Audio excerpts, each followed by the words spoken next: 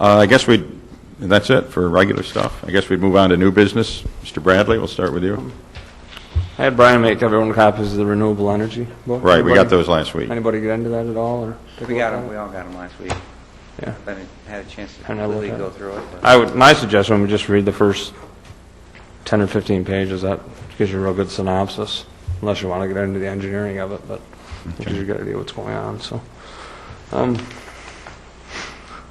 a little while ago, Mrs. Corvo gave us a memo in our packet about something that happened at the state level with Governor Spitzer vetoing a sex offender legislation, and we've all talked to the mayor, I think, about it a little bit, because he's kind of our voice, I guess, when these things come about, and I'm just kind of wondering where that went. Well, yeah, I'd come across that news clip on the internet about the governor vetoing one of what I guess Assemblyman Albertine says are many pieces of legislation that deal with sex offenders. And of course, initially you might say, well, how dare he veto something against sex offenders? But his reasoning was that some of the matters that had come before this council and raised by the Travelodge incident, I think, were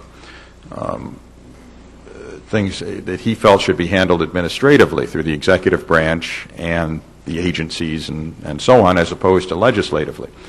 And with 100 or so bills, or so we're led to believe, in various one-house, two-house, in process type things down in Albany, I think my focus in reflecting the concerns of the neighborhood was to try to accomplish something legislatively, and that's why so far we've communicated to Chairman Berto, Commissioner Connolly over Social Services, Senator Wright's office, and so on, to try to do things locally.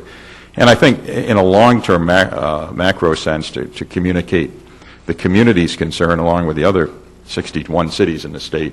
I did correspond this week with Governor Spitzer and to inform him, I think, of the concerns and the need to, if he feels he wants to address this issue of location and placement by government agency of sex offenders, that he would try to craft a solution administratively in addition to whatever he does legislatively. Because I still do believe that even though all things changed on January 1st, it's still three men in a room in Washington, or in Albany, that determine things. And if the governor feels that the executive branch is going to come up with a policy, then I think expressing those views to him and then copying those concerns to the legislative leaders is an appropriate thing. I certainly am glad to do that on behalf of the constituents and so on. And frankly, this issue's come up before. I invite council members to write letters to whomever they want on any issue. But I felt it was important to communicate that to the governor this week. So that's where we kind of stand on that, Councilman, at least from my point of view. I was just glad he was dealing with it responsibly instead of just doing it because it's a popular thing to do, or he seems to be heading the right way with it. So. Did you say you sending a letter to Governor Spitzer? It was drafted. It goes out, I think, in the morning mail. Could we see a copy of it before it goes? It's in your packet. It is. All right. I thought I left. Oh, I'm sorry. There's one here. I tried to drop it off. Went off at your house. I didn't see it today.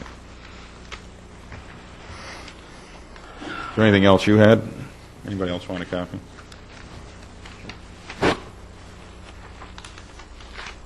I'm glad to hear the clock was finished this week. That's a big plus. Clock's done, operating. Everything's good downtown. It's a tower anyway. Yeah, exactly. Now if we can get the ground floor a little better shape, we'd be all set. Copies of this letters are going to Speaker Silver, Senator Bruno, Senator Wright, and Assemblyman Albertine, too. That's correct? Right. That's the CC list and Chairman Berto. I think Chairman Berto, or the legislature locally, has indicated that they have referred it to their council or somebody over there to see whether their social service department can place people in a more neighborhood-sensitive manner. And I think, I think really in the end, it's that kind of communication that all of us have with our local officials that's important, who are administering these programs, because I think that's how changes will be made. Ultimately, you can get, in large legislative bodies, you're always going to have people who, I can think of Congressman Traficant or Assemblyman Ortiz from Queens and so on, write a lot of bills and put out a lot of press releases, but it's a question of making some actual changes. And I really think that the county officials and hopefully state officials are starting to absorb the fact that that this is a matter of some concern in certain circumstances. And I don't claim to know what the answer is, but So this is, will be an official letter from the city as such, correct? right. Okay.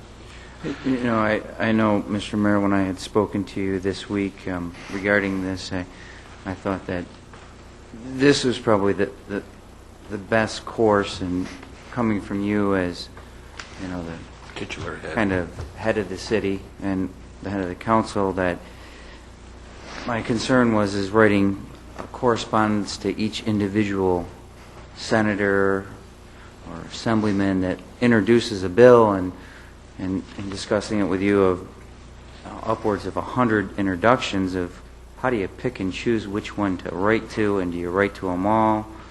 That addressing the head of the state and the executive body of the state was probably the best avenue to go, along with, you know, as we did previously, addressing the chairman of the county legislature because I think the goal of everybody is to affect some sort of change that is legal and constitutional and to the appropriate body that can make those changes. And unfortunately, here in the city, we don't have the authority over Department of Social Services, where the state and the county do have some pull, and hopefully that our correspondences to the county and to the governor will affect some of the changes that we're looking for. Okay. Anything else, Mr. Bradley, for new business? I'm all set, thank you. Clough? Mr. Mayor, I think at our last session, we asked for some info on the public nuisance legislation, and we have been provided something. It was on my desk when I got here, so I haven't had a chance to read it. So I would hope that all the council, maybe we can discuss it at a work session in the near future, once everyone gets a chance to absorb everything that's in it. Mr. Mayor, I can put it on the work session for October. Okay. Sounds good. Anything else, Mr. Clough? Not at this time, Mr.